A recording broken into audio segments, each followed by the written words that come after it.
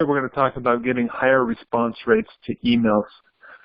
This new strategy that we've discovered recently, based on some of the experiments that we've ran, shows that we can get a 68% higher response rate than traditional cold emails.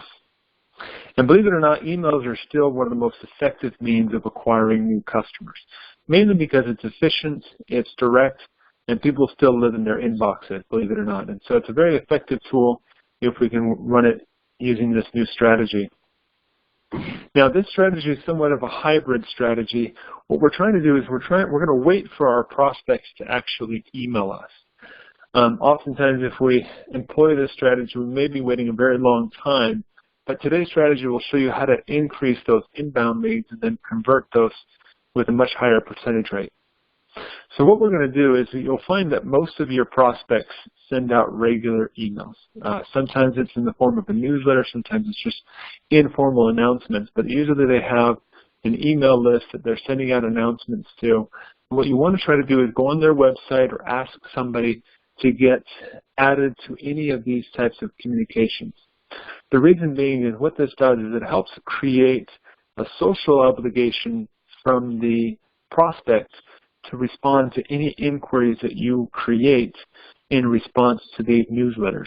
So let me explain a little bit more about how this works. It's very similar to what we talked about a few months ago regarding sales and news reports. So these newsletters or communications are very similar to the news that hits the newswire across Google Alerts or anything else that comes across the newswire. And so what the difference is within newsletters or internal communications that these companies are sending out is it's a little bit more detailed, and it's a lot of information that you normally wouldn't see on the newswire itself. And so it's a little bit more quality, I would say.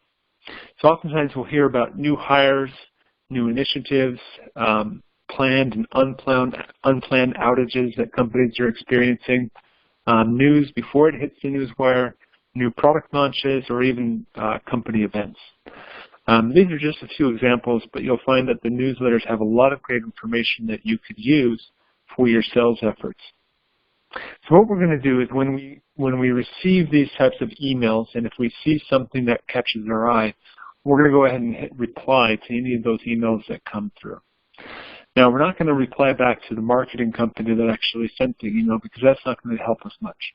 But if we, for instance, if we see that there was a new hire at the company, maybe they have a new IT director, a new COO, what we're going to do is we're going to find out who that individual is and reply back to them. And so within the newsletter, we'll find out, using the example of a new hire, we would then contact them and say, hey, congratulations, I'm really looking forward to what you're going to do at the company, and initiate a conversation with this new contact. Now, not all hires are going to be the right prospect, and so if it's not a new hire that would be relevant to what we're trying to do in our sales efforts, we would skip to a different topic or just archive the email altogether. So we're really going to be focusing on content that shows up in these communications that we can actually leverage. And that's not always going to happen with every newsletter. But you'll find that most of the time, if you're creative enough, you'll be able to use something in the newsletter to actually create an angle to engage in a conversation. We'll talk about some more examples of how to do that here in just a second. But I want to walk you through a process of how to figure out the right contacts at the company to make it a little bit easier for you. So many of you are familiar with upsellreport.com. On this report, if you put in a website or a company name, it's going to identify the email format for the company. This email format makes it much easier for you to contact virtually anybody at the company, because sometimes we just need to know what this is in order to format the company's email address. So basically, if their email format is first initial dot last name or first name dot last name, if you could figure out that formula, you can virtually create any email for anyone at the company if you have their name. Inside of the Upsell report, you'll find that there's a lot of contacts. You can also go to LinkedIn and identify the key contacts you're looking for, use that email format, and then reply back to the newsletter. Now, some of you may be wondering, why would we do this? Well, the main reason is that when a company emails you and you respond back, what this does is it creates a social obligation for that individual who represents the company to then reply back. So even though Walter here didn't send this newsletter, the fact that you're replying back from a formal communication from the company and replying back to him, he now has a social obligation to actually engage with you. And that's why we have a much higher response rate from these types of communications than rather than just sending an informal cold email. So let's go back real quick and talk about some of the angles that we might use. And so this is where we have to get creative, and when we look at the content, we don't want to stretch it too far.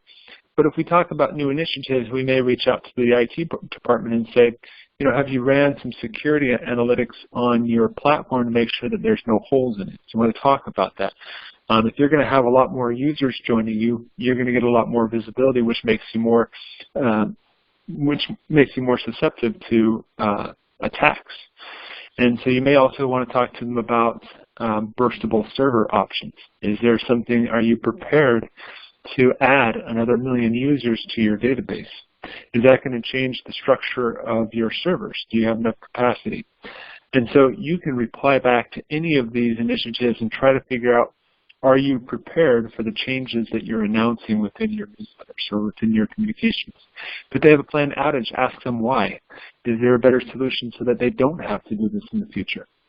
If there was an unplanned outage, which happens a lot in the different organizations that I've signed up for, I've found that a lot of times they'll let you know when their website is down or when their phone systems are down, so that way if someone's trying to call in, they kind of know why. And so all of these different communications that are sent out are so valuable because they're reaching out to you and then you're reaching back out. And as we talked about in the beginning, you want to try to maybe warm up the emails where you're saying congratulations or saying this looks great, so that if you can secure a reply back from anybody that you're trying to prospect to within the company, you can always return back to that email string and re-engage them in the future. But if they can respond back to any email communication, the chances of them continuing to respond to that email chain increase significantly. And so a lot of times it does make sense to kind of warm this up before you go forward. But I think that once you see the communications come across your email, it'll be much easier to kind of come up with a plan about how you want to run with it, what you want to do, and how to run with it from there and who to contact. So this is just this is really the strategy itself. To summarize, basically what we're going to do is we're going to figure out which companies we're prospecting to, and we're going to figure out sign up for any type of email communication they're sending out. So that way we can be aware of contextual sales opportunities, but rather than replying back to the newsletter itself, we're going to figure out who the right contact is at the company to engage with based off of the context of the situation that we're seeing. We can use upsellreport.com, LinkedIn, and reach out to these individuals and make sure that we engage with them early on. And because the emails are initially coming from the company, they have that social obligation to then engage with you and have a conversation and to continue that forward. And so this is how we get a 68% higher response rate than